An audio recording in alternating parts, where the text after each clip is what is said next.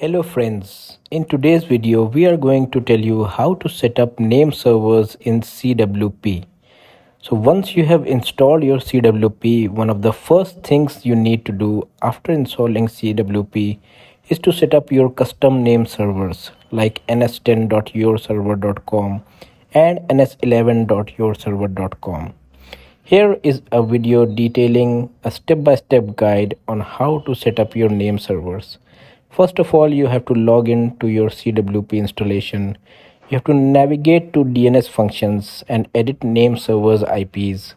You have to add your name server, then click Save Changes. Take a look at this detailed video on a step-by-step guide on how to set up your name servers in CWP.